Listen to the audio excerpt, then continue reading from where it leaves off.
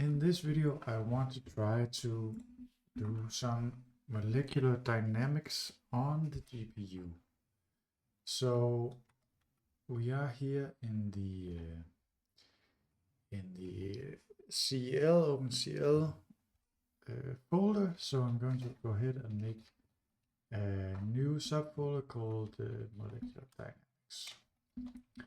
Now, specifically, the molecular dynamics we're going to try to do is some particles that we imagine are molecules interacting with this thing called the Lennard-Jones potential. So we go ahead and make some notes. Lennard-Jones, and we can copy this, paste it in.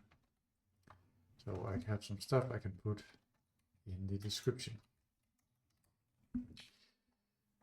So basically this is the form we're going to use, and the particles are interacting with this potential. So how does that look? It looks like this. There is some kind of optimal radius that they want to be at. This is like the bottom of the potential. If you get closer than that, the force between them becomes very large and like pushes them away. And if they're very far away, they cannot feel each other, but if they are sufficiently close, they will feel each other. So let us try to make a compute shader kernel, or it's not called a shader, but like a kernel, a compute kernel for that. And what are we going to call it? We'll call it dynamics.cl. So we're gonna update a bunch of particles in here. So it would be nice if we don't have to say like global float position X, global float position Y, and so on. Like we don't want to do this. We want to use a struct. So I ask Claude how to do that best, and we can just do this kind of syntax. So here's a particle, and it's gonna have some position. It's gonna have some velocities, float vx set, and maybe it's also gonna have a mass. So one thing you have to keep in mind when you do this sort of thing is that the layout of this structure on the GPU could be different than on the CPU, the host device. So that can be a problem. And what you have to do is you have to add this attribute underscore attribute underscore packed to it. So let's do that. At least according to Claude, you have to do this to ensure that they have the same layout on the GPU and the CPU.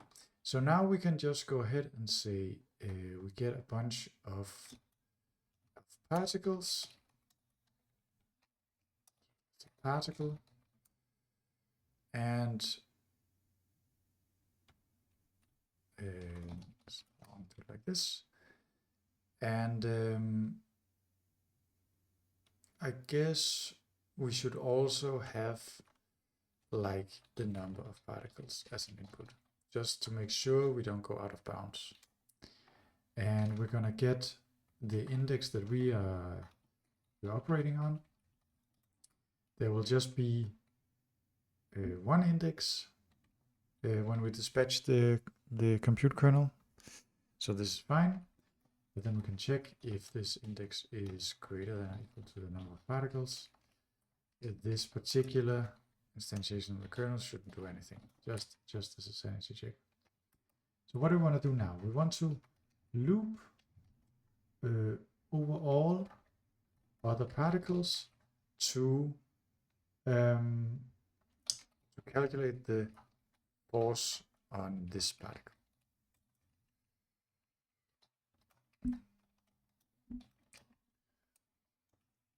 So that's going to be some stuff.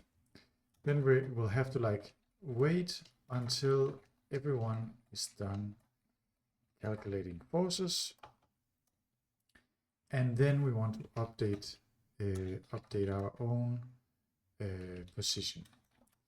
So if we don't do this step where we wait, we might finish first, calculate the force and update our velocities and positions, and then the other particles will use our updated position to update their old position, and things will get kind of like a little bit out of sync. So we can try to avoid that. And actually, one thing I forgot to look up is how you do this wait step. It's something called a barrier. Generally, in these parallel programming world, but I'm not sure what the syntax is for OpenCL. So let's ask Claude, how do you do a barrier in OpenCL?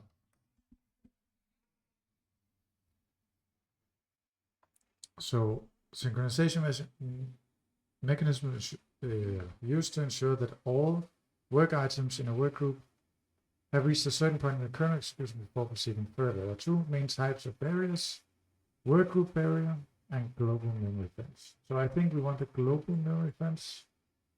This most common is the work group barrier, which synchronizes all work items within a single work group.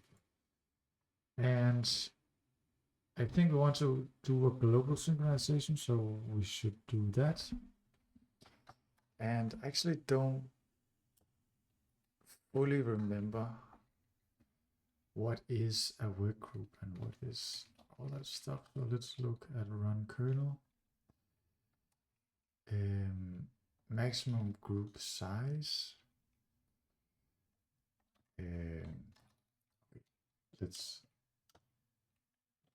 Let's forget that. I mean, the default is to dispatch to a bunch of work groups, so we don't really want to. We never really have done anything on the work group level. I think we want this global fence. So memory fence, they don't act as execution barriers but ensure memory consistency. Okay, that's interesting. So maybe that's not what we want.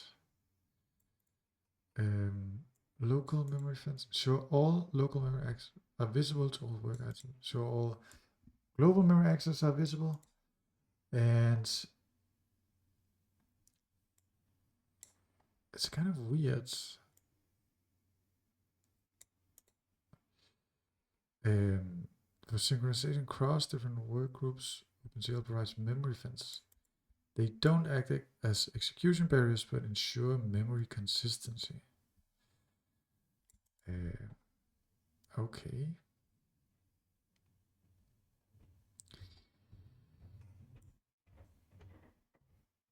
Barriers can significantly impact performance. Sure. Global synchronization across all work groups is not supported in OpenCL.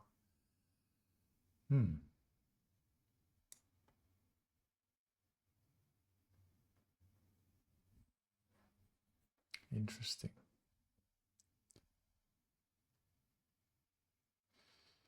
Interesting. So we cannot do that. We kind of need two kernels. So that's also going to be interesting. This one we'll call update. So it's actually going to take some particles. The way we'll have to do it is it will take some particles, and it will also take some forces. And that's just going to be, you know, force, that's force. And it will be here some force. That'll be one thing that just does the update, and then there will be another thing that calculates forces. And that will be same inputs. And then we can do like this. Then there will be implicitly a barrier like this. Okay, so let's now figure out what the force actually is. So this is the potential. The potential is for, let's call it just E sigma 12 r minus 12 minus sigma to the sixth. And we can take the derivative, and it's going to be minus 12 minus 13, 6 minus 7. And we can simplify that a little bit further. There's two minuses, so we can get rid of that. We can write plus. And here there is a minus, so let's put that in front. And it looks like this. So we can just take this part and put it over here. Then we don't need to write plus explicitly. So it ends up looking like this. We need to decide what is this E and what's the sigma. So actually we should probably take those as inputs as well. We'll call it epsilon here and sigma. So let's loop over all the other particles, and to do that, then we have to write the force into force array, but that is fine. Okay, so let's make a force object like that. And then we're going to say for int I, 0, I less than the particles,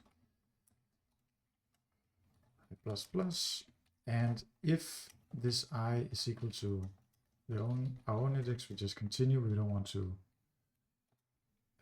have any forces coming from ourselves towards ourselves. Then we need to calculate the distance, this R thing. So maybe we do like other x, other y, other z is particles I times x. And I don't think you can actually do this, so do like this. And this one we will split the set. Okay, so the distance, and we actually do need the distance itself, is going to be, well, now let's do dx, which is ox minus ourselves dot x, and then the same thing here.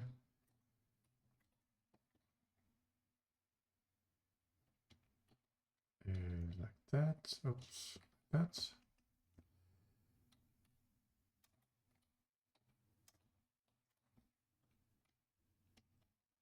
Like that. Okay, so now we have the differences, and then we can calculate the actual distance like this.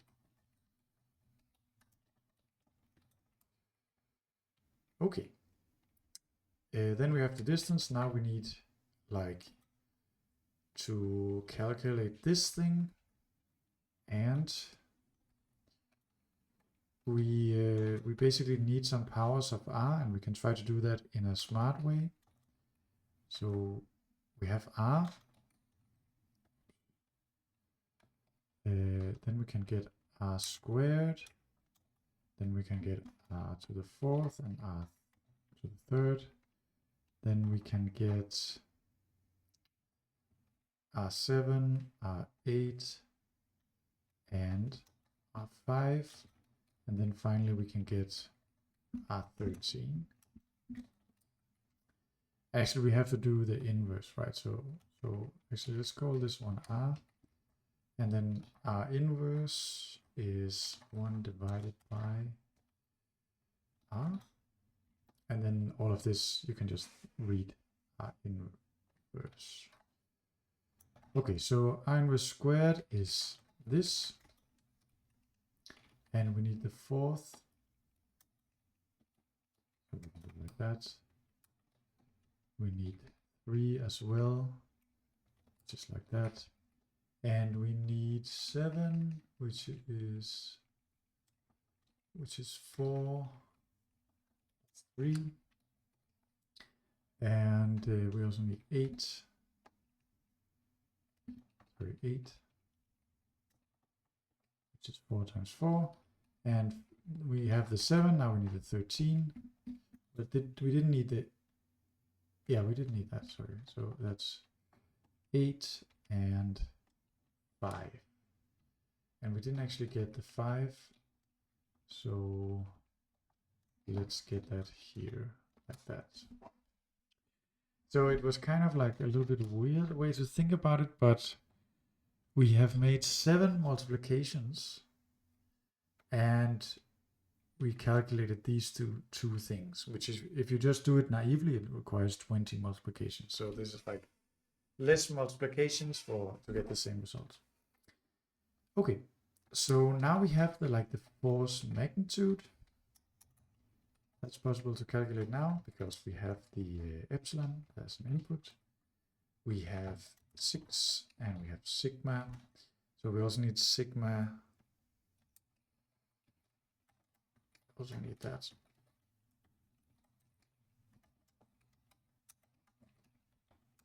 And sigma 6. And finally sigma 12, which is 6 times 6. Now we can say that one to the 6th, and the inverse 7 minus 12 times sigma 12 times inverse 13. So that's the magnitude, but what is the actual vector? And now I kind of want to change the order like that, I think, because the force is going to be pointing from the other particle to us. So this is better. And now we can say force, did we didn't. Now we can say force, and I wonder if we can do this. So that's going to be dx times the inverse times the force magnitude. And the same thing, y, z, and that should do it. Well, of course, the last thing we need is to actually, we call it forces, to actually add it to here. So I think we're going to do this thing instead. And get rid of that one. Y, Z, and Z. So we add up the forces for all the other particles, and then we are done. So one more thing that's probably nice to do is, before we do anything, just to reset the forces.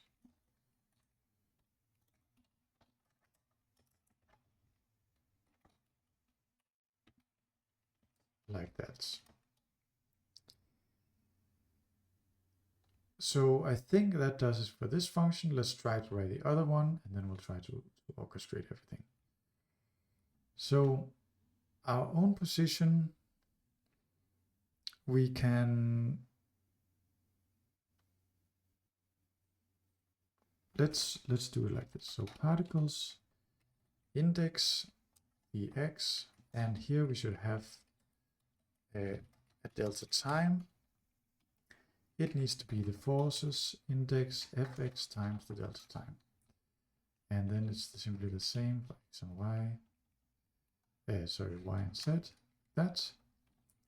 And then it's a very similar thing that we do for the position, except it's going to be the velocity.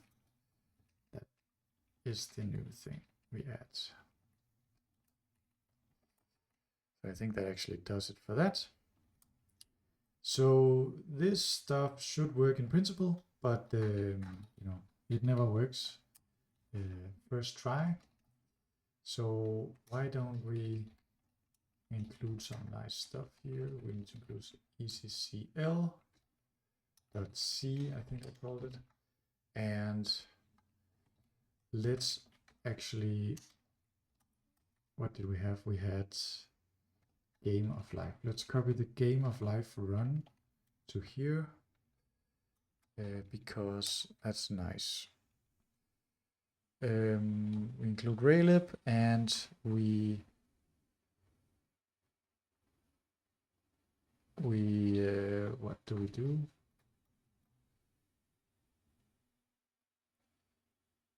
Yeah, we also include the parent folder, which is what we need. Can we do this? I think we can do this. So we can actually see everything. Okay, great. Let's try to get just some basic stuff working.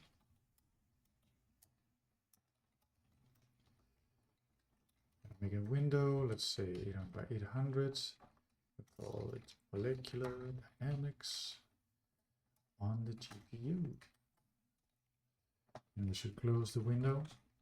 And we should probably set the target FPS to 60.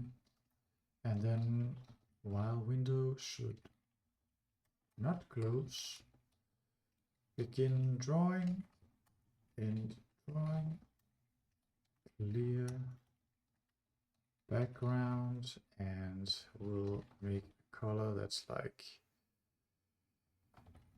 this one. Very good. And we can also, down here, we can say draw FPS. And I think that's a good start. Let's try to run it.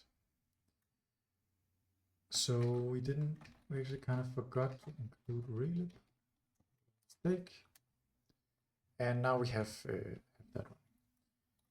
Okay, so now let's try to actually set things up for running the compute kernel. So I do believe we have to say init GPU, and then at the end we should say the init GPU, and then I need some kind of example, I think. So we need to set up the kernel, and now it's kind of interesting because we have these two kernels in here. So I actually want, it was called dynamics, that's the file name, and there's one that was called calculate forces, so calculate forces, and there was another kernel that was called just update.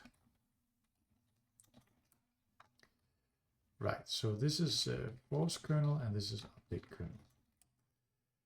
And we also need this guy, maybe both of them, like that. And then we can say define number of particles. Let's start with just 100. And then we can make the particles here, number of particles, and the forces.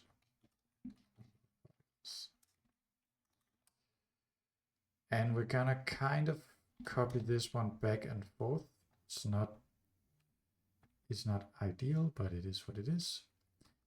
And let's make a function that's called initialize particles, where we say just loop over all the particles. And we are going to say particles ix is equal to a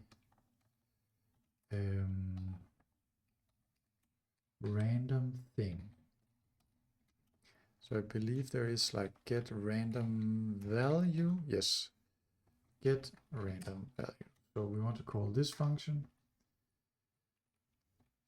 get random value, and then we should, instead of 800, like just the literals, let's say width 800 and height 800. So let's get a value between that and the same thing for y, but in principle it should be a height. And what do we do for z? I think let's just do like -10, 10. And then actually let's not do the kernel stuff right now, the GPU stuff. Let's just initialize the particles. Let's try to draw them. Because we need to do like begin mode 3D, I think. Mode 3D. And that requires a camera. And in mode 3D. And there should also be something like update camera. But let's start by finding this thing. Okay. So camera 3D is gonna be at a position that will be just 0, 0, 0, I think. It will have a target. So actually let's put it like a little bit up. And it will have a target that is, so we'll look at the origin. And up is going to be this. I think it's normal. Field of view Y, I don't know. Let's make it 60. And the projection. What is the projection? Camera perspective, camera orthographic. So let's do this one. That sounds about right. And then there is also an like update camera.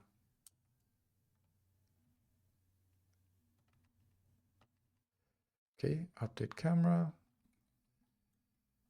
And is there something about when it should be called? Not really. So let's try to call it here before anything else. And the camera is just our camera, and the mode is let's say first person. So camera first person.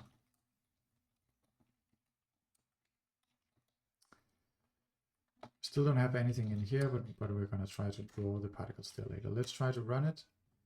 And in mode 3D with capital D. And we don't see anything. So that's of course expected because we didn't actually draw anything. Let's go ahead and draw things.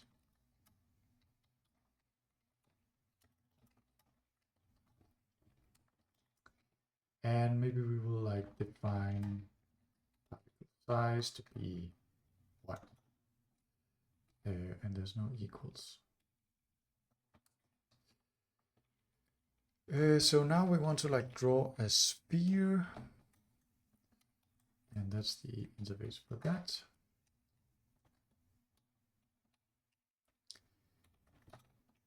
And the position is going to be just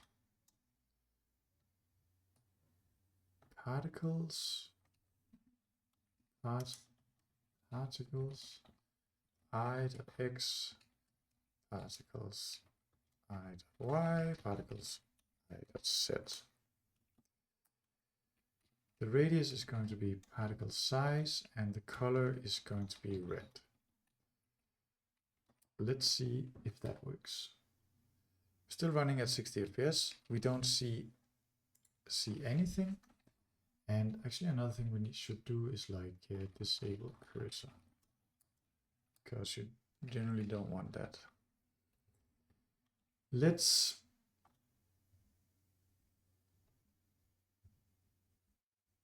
do something. I'm not sure why it doesn't work. Camera perspective, target 0, 0. These things are like, what if we force them to be at 0, 0?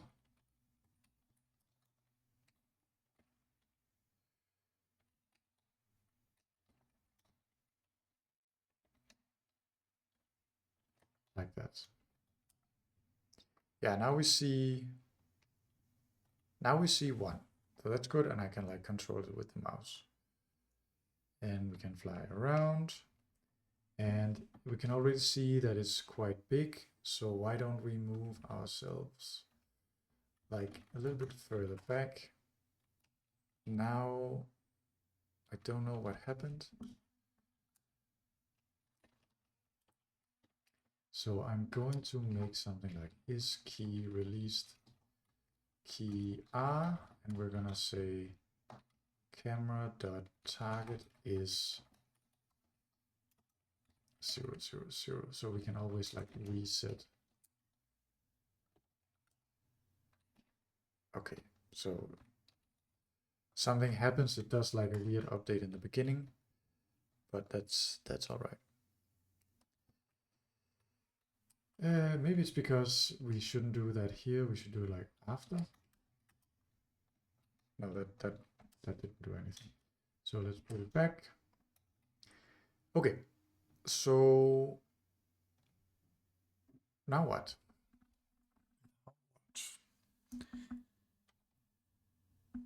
Let's try to put them randomly again.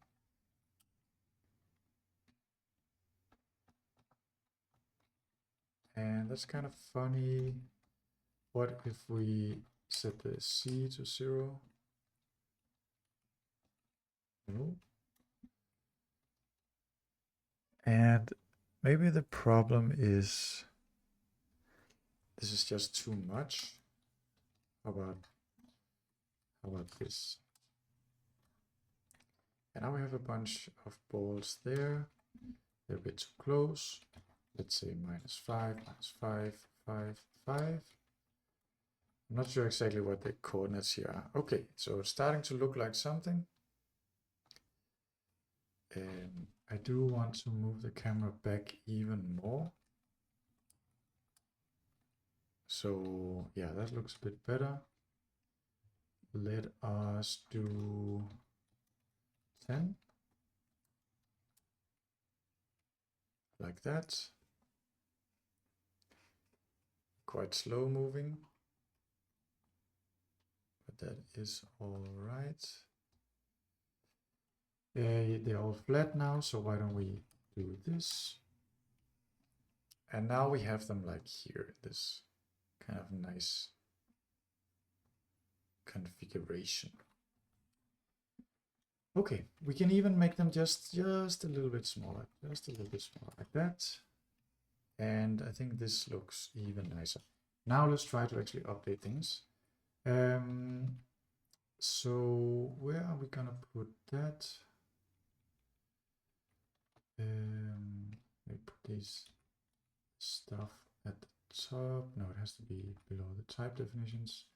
So let's define the epsilon. I don't know exactly what it should do. So what is a good value? So let's start with just 1 and 1.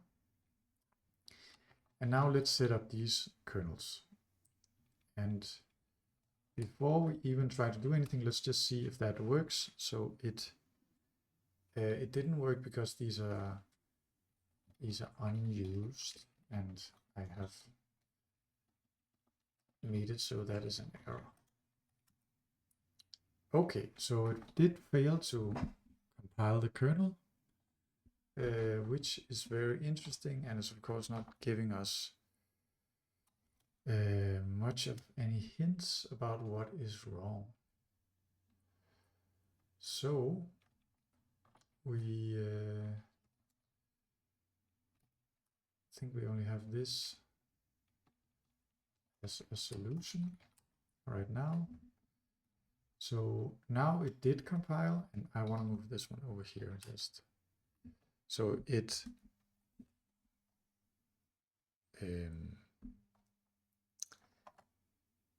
logging a bunch of stuff, which is kind of annoying, but that's okay.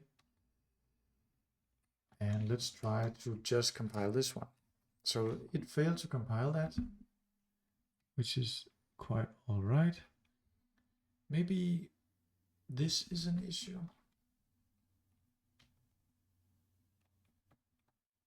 we're not even using that force. So let's get rid of that. 3 errors. Could it be? Shouldn't be that. Those first lines. So this should definitely work. Does seem to work. And I have a suspicion that this will give an error. No, it didn't. Number of particles. Am I like forgetting something? Number of particles. No, it all looks all right. It all looks great. So let us just have the for loop itself. Nothing there, of course, but it's good to check. Maybe it doesn't like that one. That's very possible. No, was fine. That's also fine. That's also fine.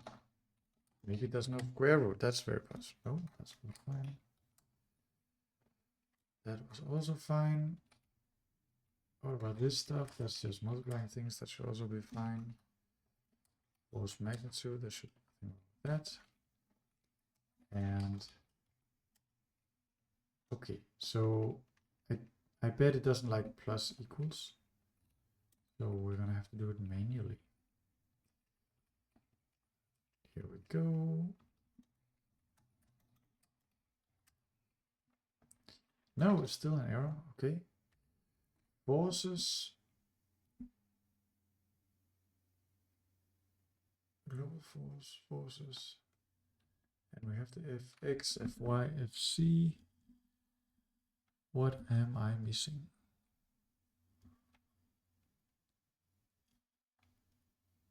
Because we were able to do this. Was not an issue.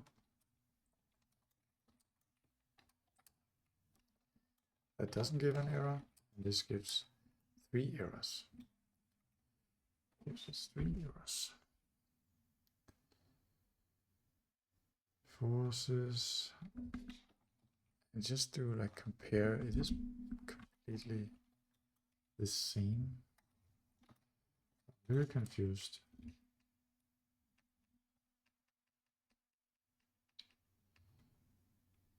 All of this stuff is all floats.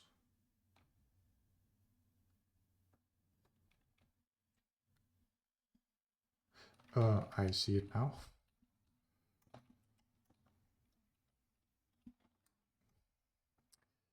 Okay, so that was kind of silly.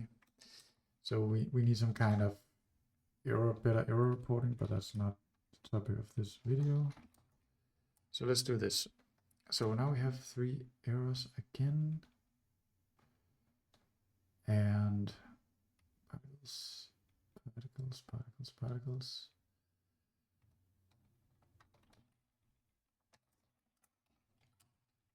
Okay, no errors. No errors.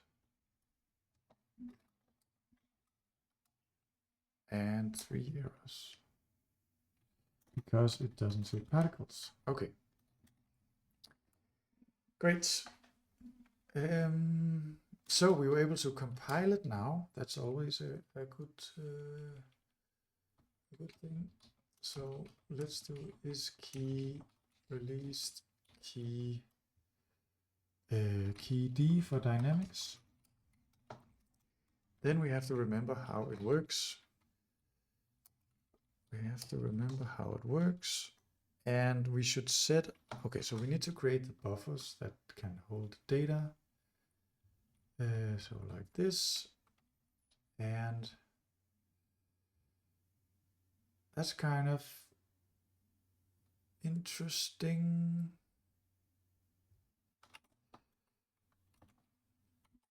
We may have some issue now with the interface, because this stuff will always create a buffer. We kind of want to reuse a buffer. So yeah, that's a little bit annoying.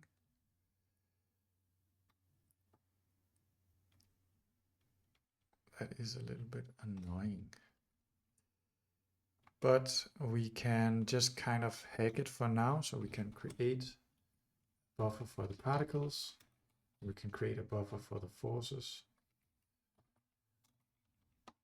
Like that.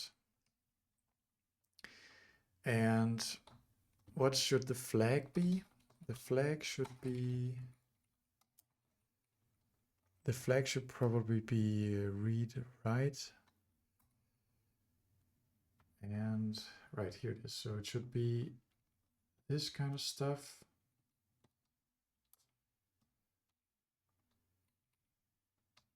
And let's delete. So this is my flag, and I have the flag here. The context is kind of like stealing it from this guy. That's all right. Array size, data size. So here we need size of particle, and it's number of particles. And here is also number of particles, and it's size of 4. And what's the data? The data is particles, and the data is forces, and just, is it uint? I think it's uint. We also have the error, but we're just gonna ignore that. So now we have a couple of buffers. What's the next thing you gotta do with those? You gotta set the arguments. So let's say forces arguments. Okay, so what are we doing? We're saying force kernel. The index, then we have to go here into the kernel and look what is the index. Particles is the first one, so 0.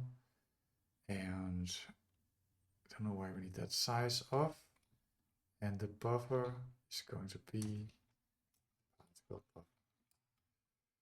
So we have that, and we also need the force buffer. And we need to copy this so I can actually see things into the force kernel. And this was actually argument 1. Argument 2 is size of int, I guess, and it's number of particles.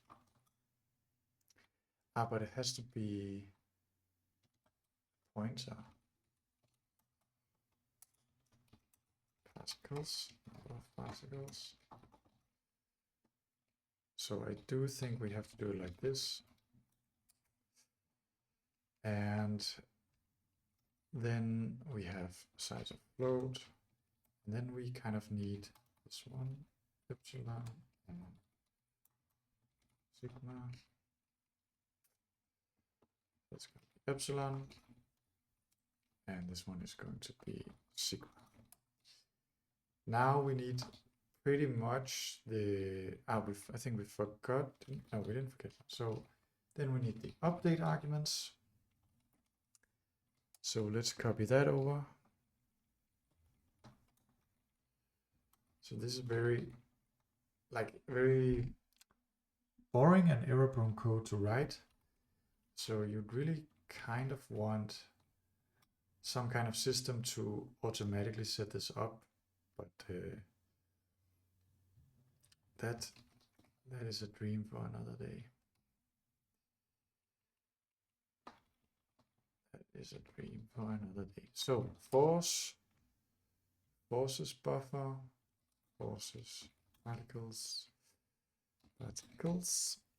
and the number of particles. And then we also need a dt. And that can be small, very small. Let's not that small. Well, okay, let's do that. So here we go, dt, it's dt, and dt. And these should be small, should be eps and sig. All right, finally we set up all the arguments. and then we can call it. So normally we say run kernel, and it will dispatch things and also read things. So I think we can do that. That should be fine. So we can say run kernel, run the calculate. Is that what it was called? Or force kernel. Okay, an update kernel. So let's run the force kernel, and we want to run it for each particle, and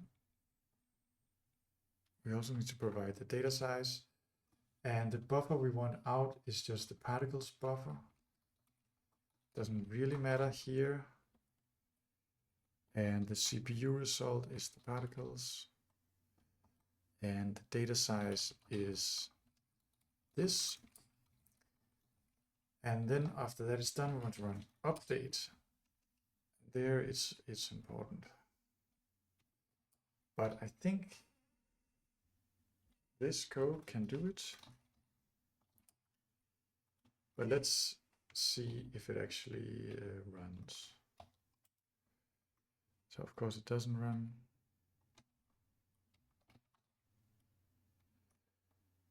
Too many arguments to run kernel. So what did I do wrong? Okay, here it is.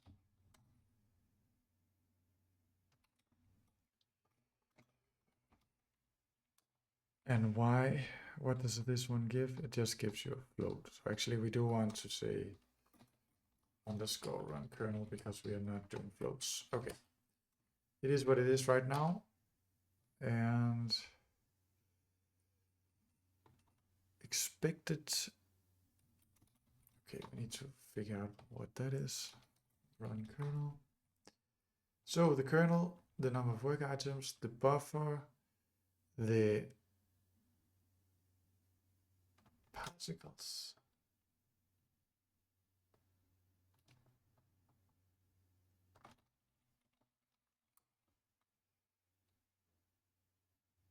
Ah, how is that allowed? Okay, so n particles, and n particles. Okay.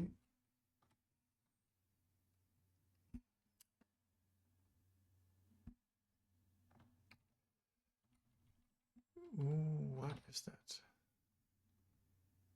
This is a pointer, and it should be a pointer, and that means I'm very confused, like particles.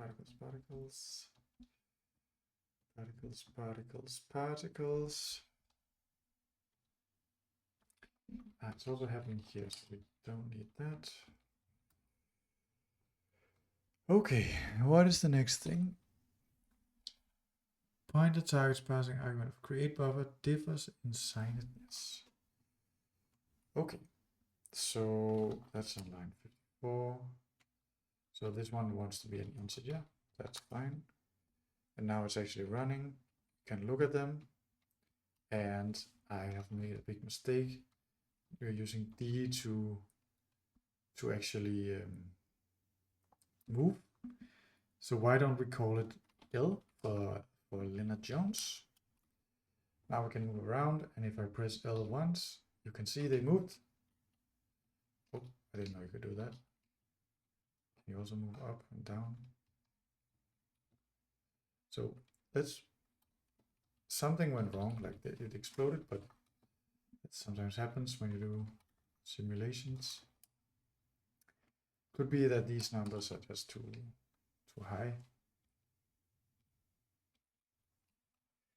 Okay, so they are kind of exploding. Let us just turn everything down.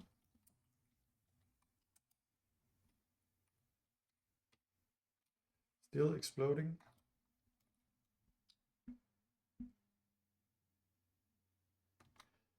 And we're not using the mass for anything. So it could be that the velocities are some random value. So we should set them to 0, like that. The mass we're not using, but that's kind of fine now. Still. And there's even like, I'm doing a declaration right there. How is that allowed? Okay, whatever. Okay. So something is clearly wrong. If is key released, key I. Let's do some print debugging. Oh, that's not good. That is not good. Still doesn't work. Maybe, could this make a difference?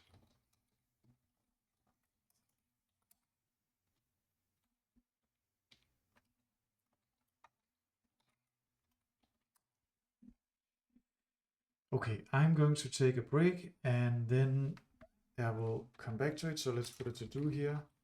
Why do the particles suddenly fly after 2 iterations?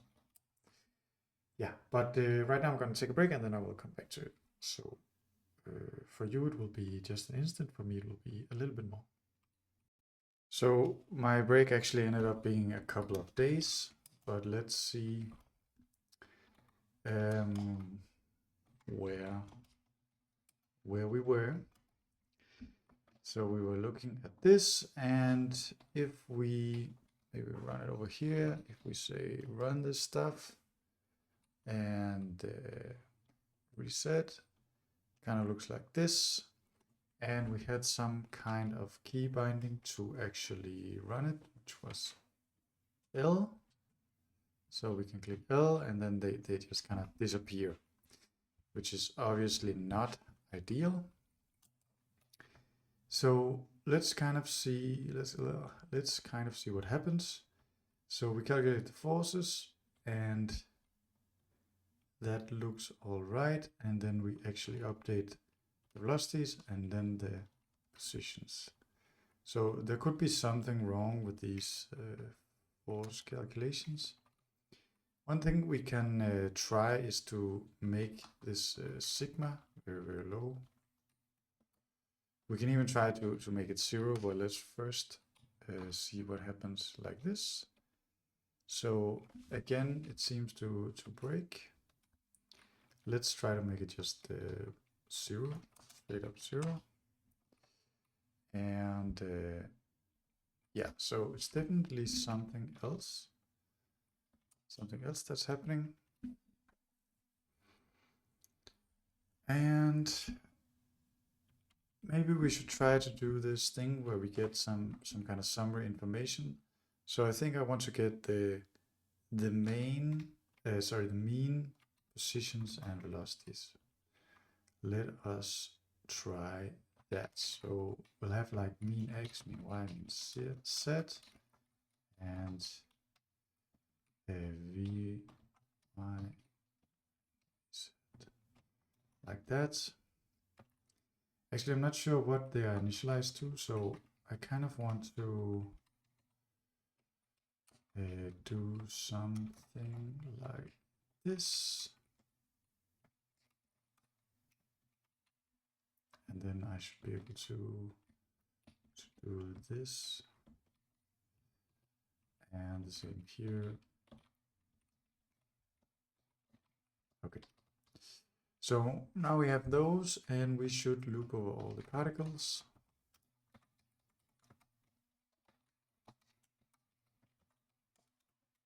And let me just double check. Particles is an array of particles, and we could perhaps also get the forces. Why don't we get that while we're at it? And now we need to do something like this. So particles y.x, And we have to repeat that a couple of times where we replace x by y, like that. This is a bit tedious. Then we have to do that where we add an f. Oh, sorry, let's start with v. And then it's v. And then we have to do it one more time, but for the forces. And then it's actually gonna be forces, and it's also dot f here, fx, fy, and so on. And finally, we have to take all of these guys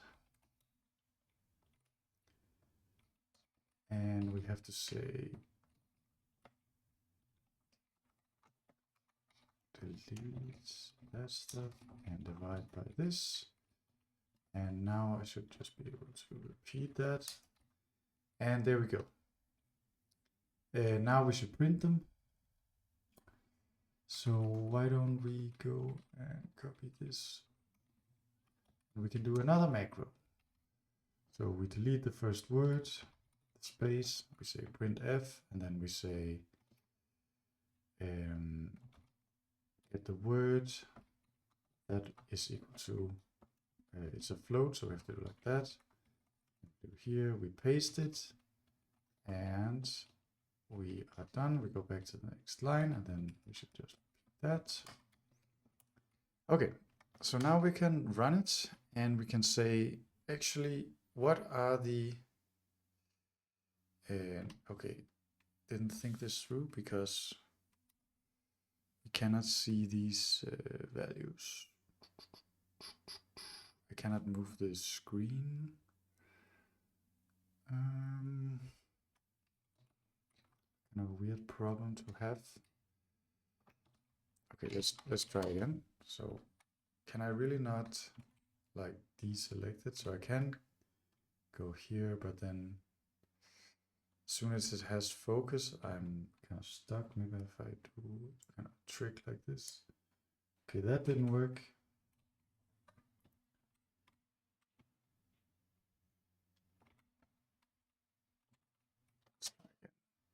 Now it's ending up on my other screen.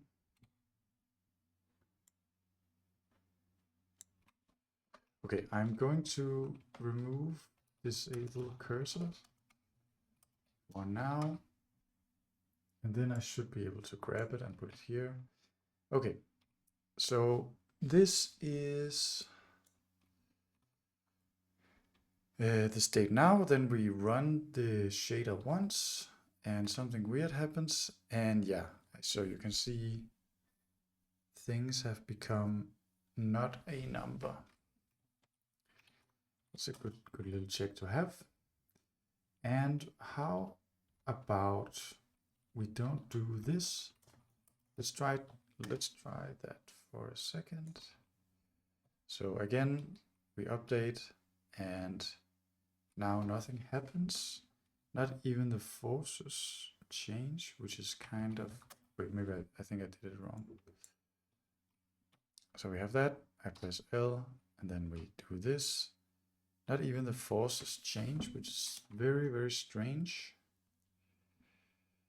It's because I think I never read out the forces. I think that's the problem. So maybe when we run the kernel here, the force kernel,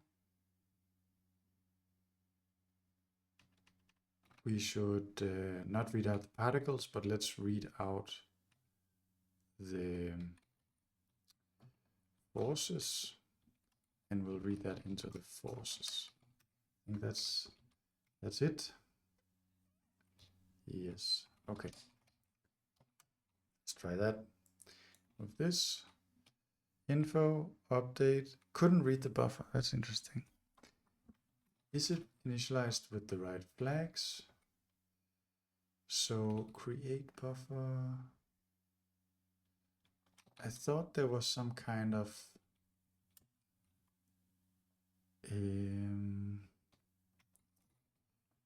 create buffer.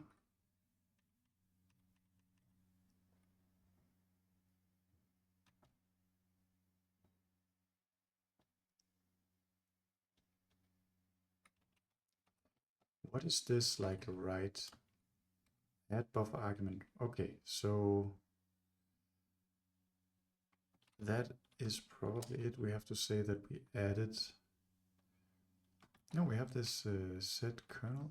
Okay, so I clearly don't remember how any of this works. So add buffer arg, right?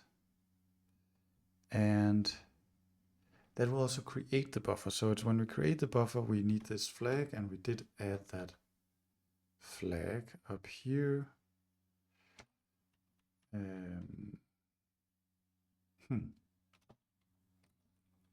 So we have the force kernel, and we set forces buffer.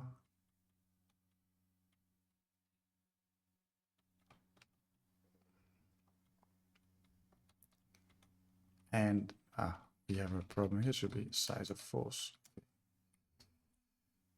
That was silly. So now we can read it and it immediately becomes nan. Okay, so that's kind of what I expected. So let's see here. That's fine. That's fine. If we are at the current particle, we continue. Otherwise, we get the particle positions.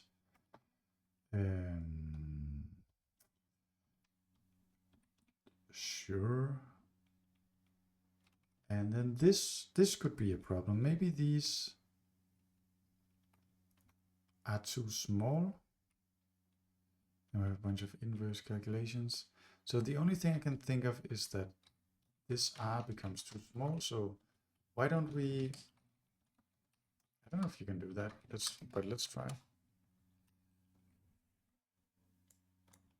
Okay, so everything's fine. We update and it's not a number again. Maybe just to make sure nothing weird is happening, let's try this. And we update and we print, still not a number. Okay. Okay. So that's all good. That's all good.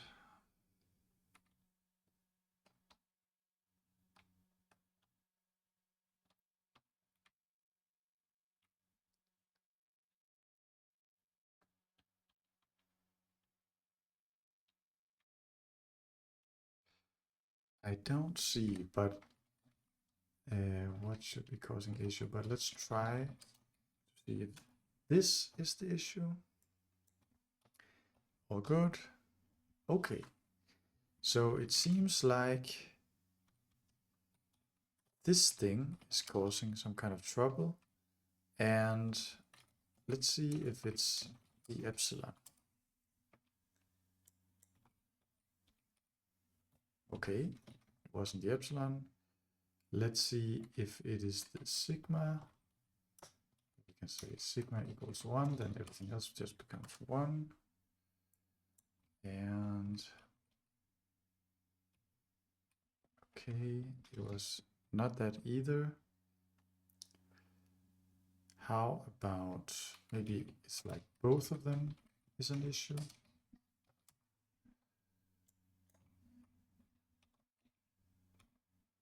No. And finally, let's try this.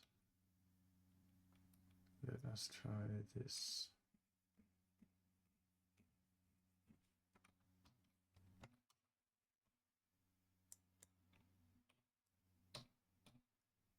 Okay, so that was kind of clue. Still not. And what if we change it just a little bit like this?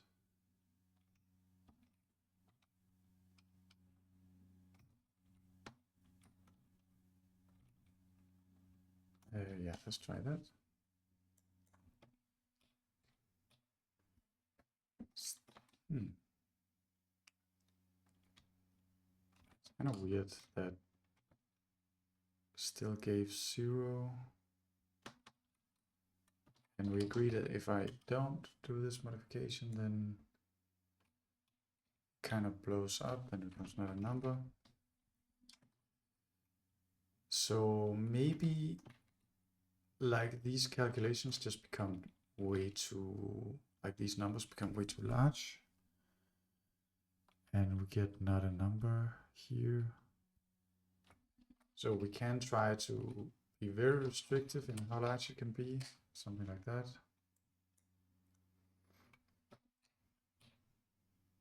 Now it's all 0, which is weird.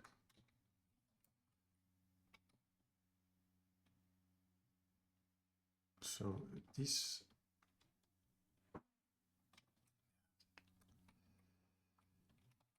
let's try it like that. Maybe that is actually correct, because I did change something in here, right? I set sigma to be 0. It's trying to set it to be 1. Okay, something. Still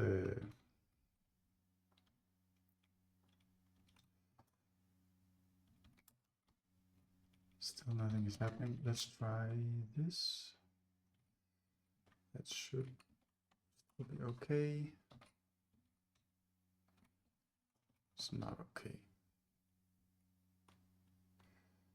It's very, very annoying and hard to debug. How about that? Still not a number. Is there any value of this that will let us work? Maybe not. Maybe it just doesn't matter at this point. I think it's because if we get just one NAND, then it doesn't really matter what else happens. Which is very sad. This is all fine, I think.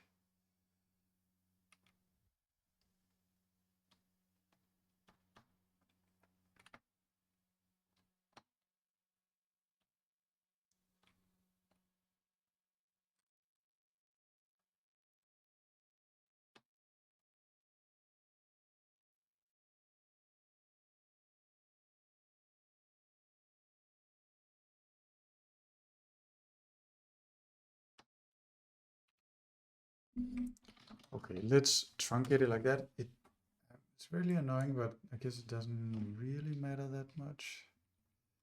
But now we're at the point where like nothing just happens. So let's try to turn these guys up.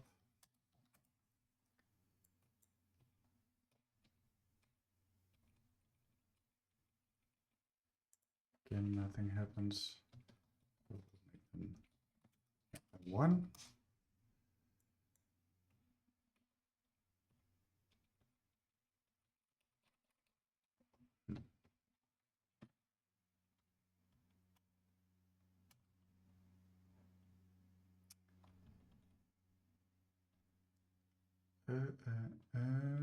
So things are too far apart, I guess.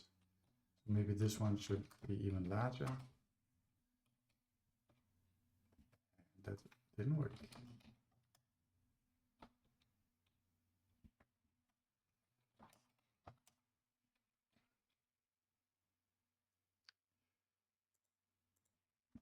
Very, very annoying. What if we just have 2 particles?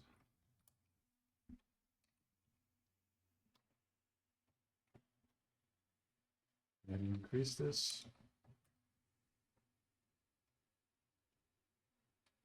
Nothing.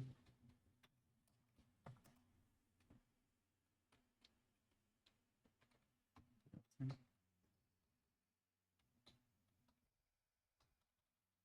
Okay, I need to think a bit. Okay, I think it is actually working. The problem is just that things were not really changing very fast. So if we go here, and then you can see that we do have something, but it's like at very small decimals to begin with, or like very far down. I'm not sure how to phrase that, but you know what I mean. And now you can see the particles start to move after some iterations. A lot of them are not moving a lot. They're moving very little. Maybe you can see if you focus on that. But this one, for example, focus on that. You can see it seems to be moving very, very slightly. I don't know if it's coming through in the video, but it is kind of moving. And it's the same for all the rest. So I do think we can try to turn this up. And now you see they just explode apart. So it's kind of weird that it's so super sensitive, but maybe if you think about it, it makes sense, but we're not going to do that. We're not going to think. And let's try this one. It's like an overall increase, kind of exploded. But that one is, no, it's just like a raw epsilon. There's no multiplication there. So we leave this on at 1. And then let's try this.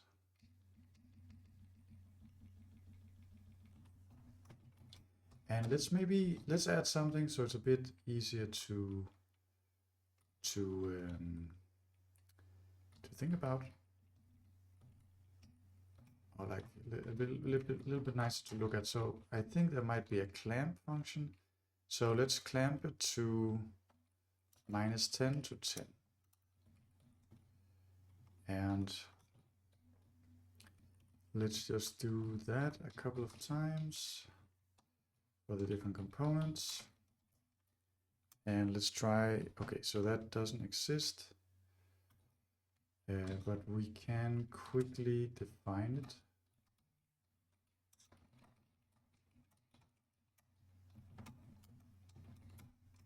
And it's just like this, just let Copilot do it. And also that didn't work, that's interesting. Maybe this is not how you define functions, like utility functions. In that case, I'm just gonna say, okay, let's do this, and then we write a small macro. So let's go to the end, copy that, and if this thing is greater than Vmax, then we're gonna say paste it equals to Vmax. Make a new line and we'll say paste. If it's less than Vmin, then we cannot paste it. Then we have to now go back and do this, and paste equals to Vmin. And then we go back here to start and we can just run that. So not the cleanest macro, but okay, we got it. Now we just have to find Vmax, which we could say was 10, Vmin, which we could say was -10. It's probably a bit too much to make a nice looking thing. You can see they're kind of jumping back and forth. It's not really what I expected.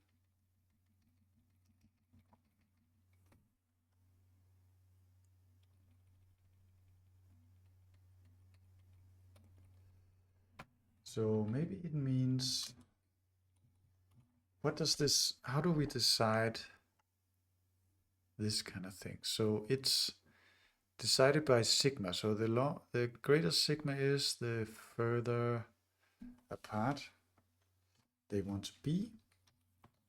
So why don't we try, and it's like multiplied by 2. So it's basically 1, I guess. But let's try this. Let us try this. So here we go. Now they end up in the same kind of cycle. Did I do an oopsie doopsie?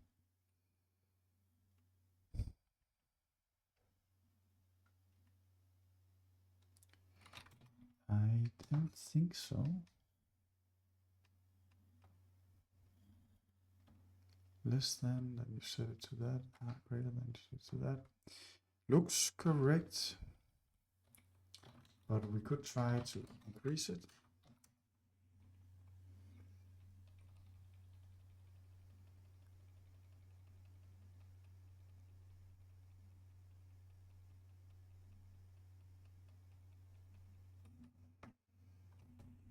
Okay, so that one cannot be too small.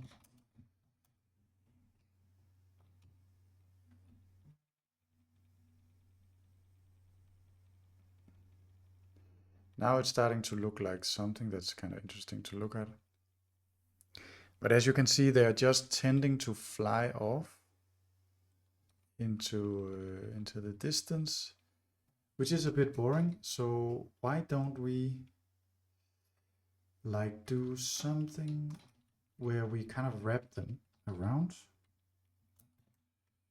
So pasting it like that. Okay. So we'll do kind of similar thing to this, but just with the coordinates. So let's make a macro and let's say if this thing is greater than, let's call it coordinate max, then we're going to paste that and we're going to say it's equal to what it was before, but minus, it's going to wrap around.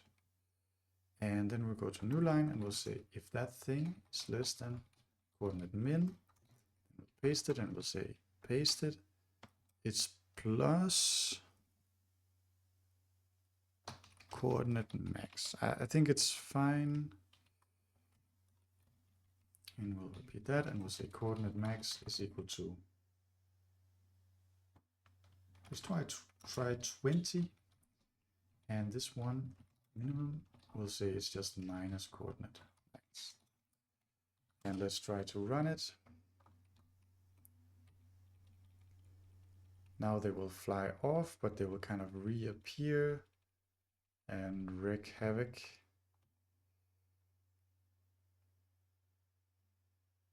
So maybe let's start the camera further out. Where do we have the camera? There it is. So position is 50. Let's try to start it a little bit further out. So now we should see them kind of, they just seem to disappear.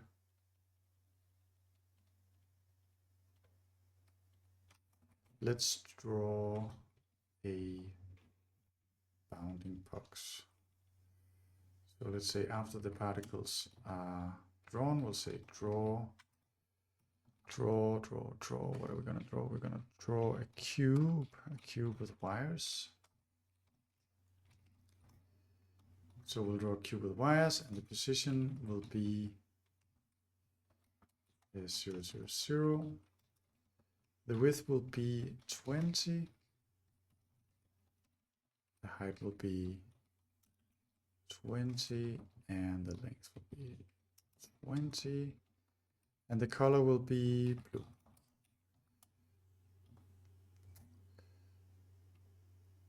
Right, so actually it should be 40. Let's make those 40.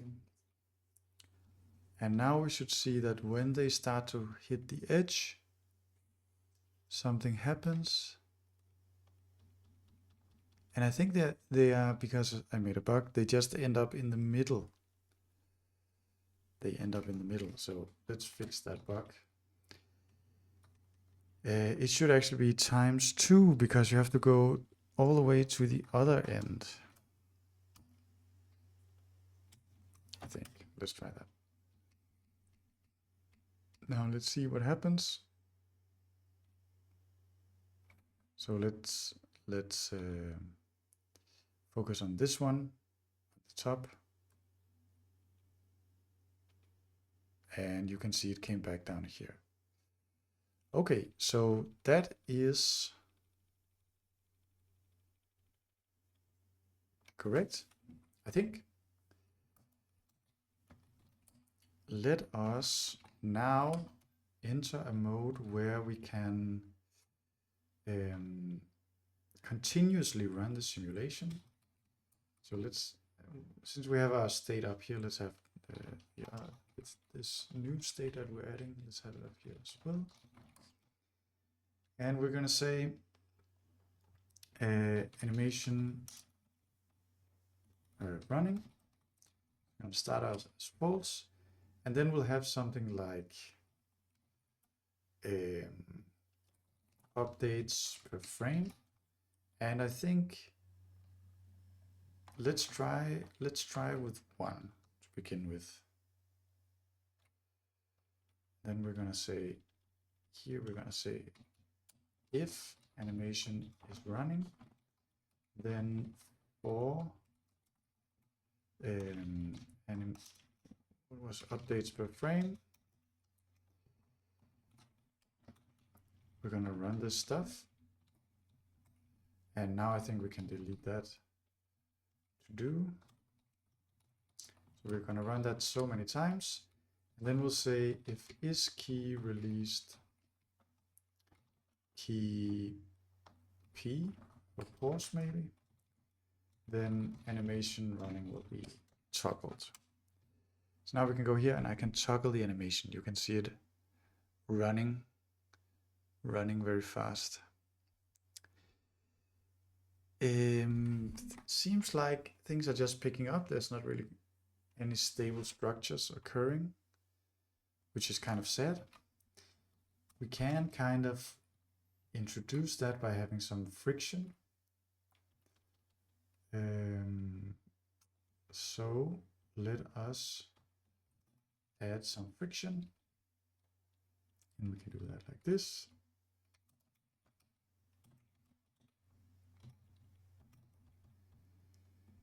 Let's make a macro again.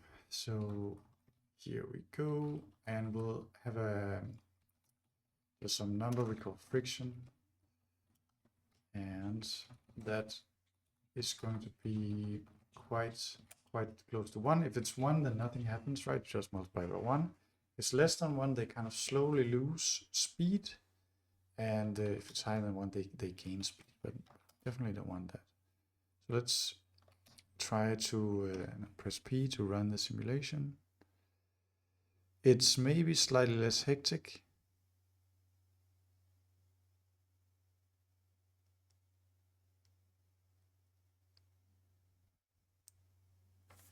But obviously not amazing. Let's try to change this kind of thing. And if we do 10,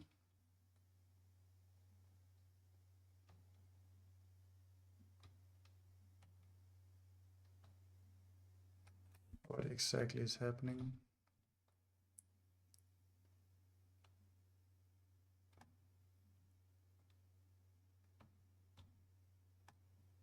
I mean, I suppose they do kind of get stuck together. We can try to change the sigma to be like quite large, like this. Then they should want to be far apart. So we run the simulation. They don't seem to really want to be far apart.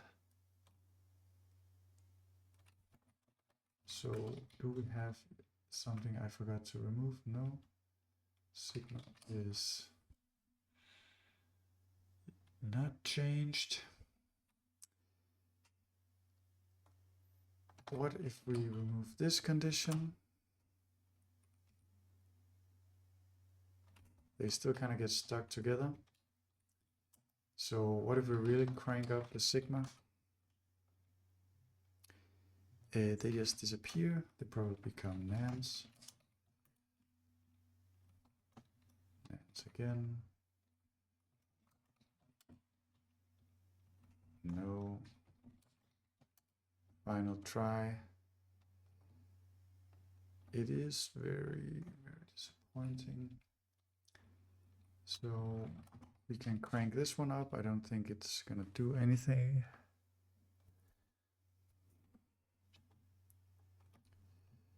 I wonder how you change the camera speed in the Raylib implementation.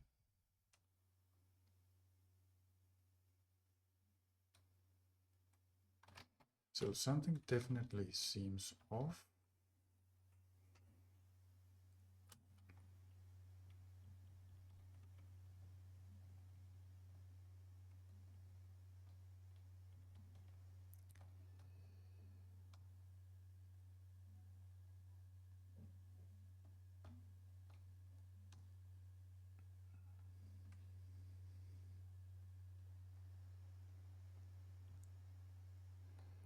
We can try to change the force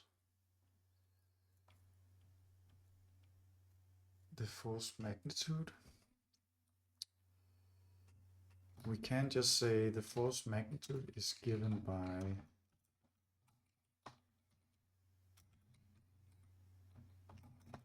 what could it be given by? We really want it to be like a function of distance. So if we do like just this, it means that maybe this is wrong. Could that be wrong? Do you have a wrong sign? Let's try to change the sign.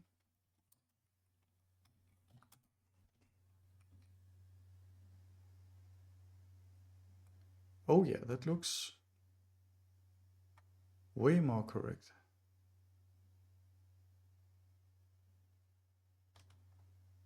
Way more interesting as well.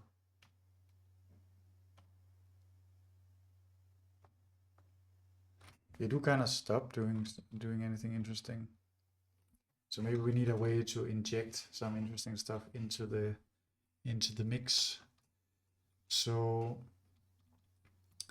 this is the other particle. So this is a force that points from the other towards me, which I thought was what we wanted.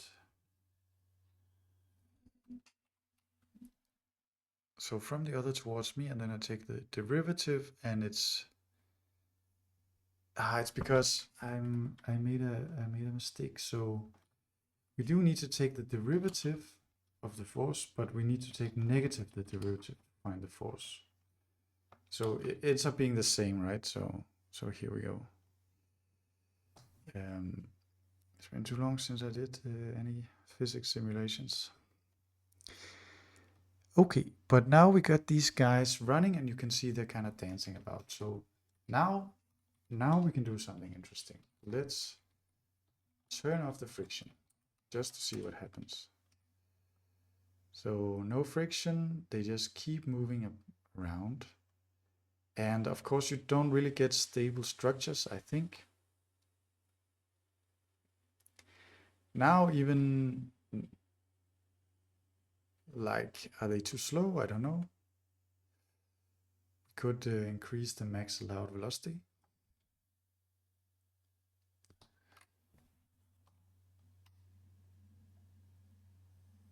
But you see, we have them moving nicely about here inside our cube,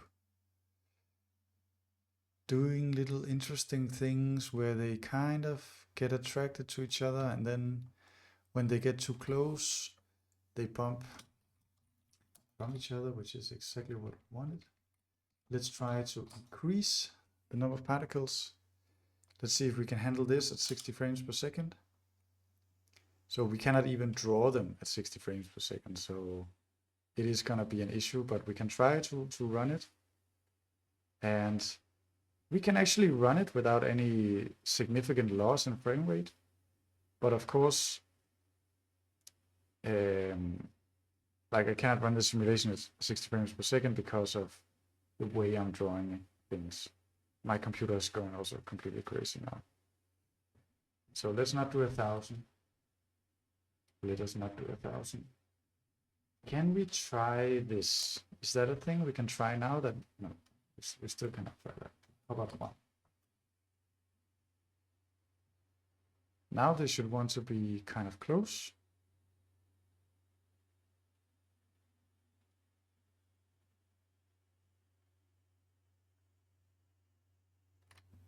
So we see they have to like touch, the circles have to touch each other before they, look, that's kind of cool. Look, they are bumping into each other and then they get repelled. quite fast, and then they kind of circle around each other because they attract each other a little bit, and you get these kind of fun structures. And if we go ahead and add the friction back in, I wonder if something interesting will happen.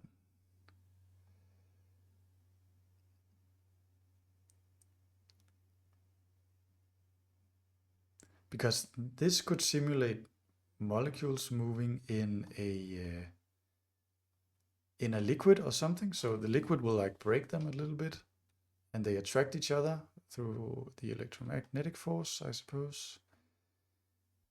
And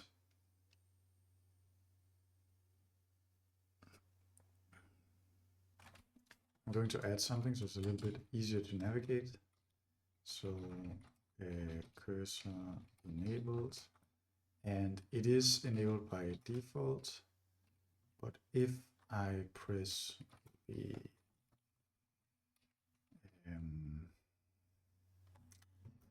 least maybe key Q.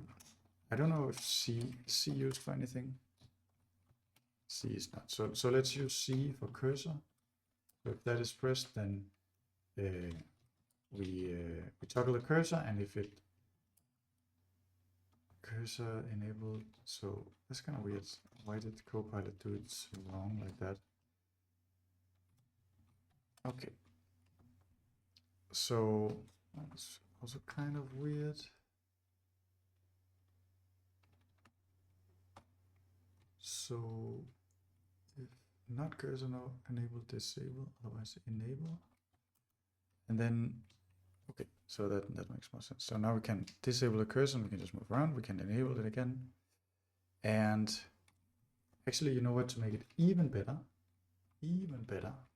we should say if not cursor enabled, then we run the update. Otherwise, we don't actually do anything, because it's kind of nice that you can stop it and you can click and stuff, and then you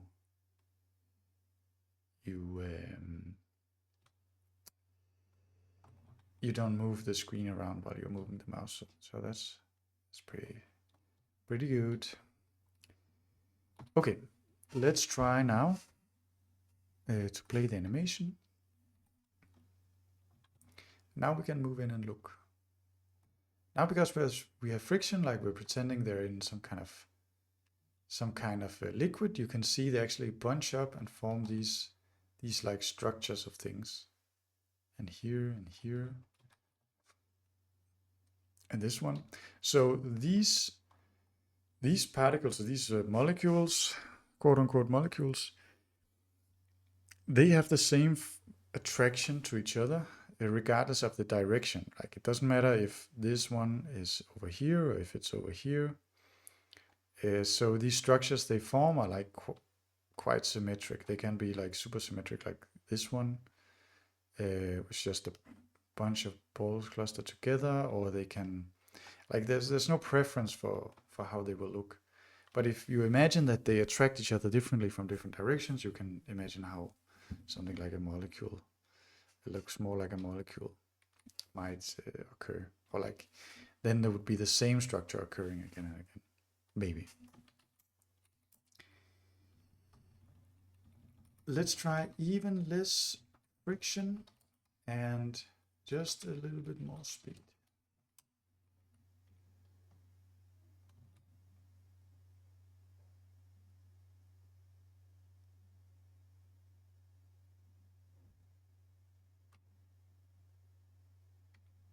We can pause it, and oh, something happened there. They got some extra speed.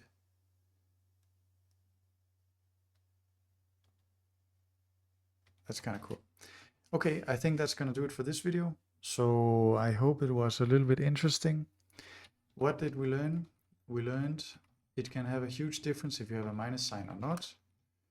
And yeah, we were able to run 1,000 particles, which is a million calculations like this, right? Because the scale is like n squared. And we were able to do that at least 22 frames per second, but probably more if we weren't like frame limited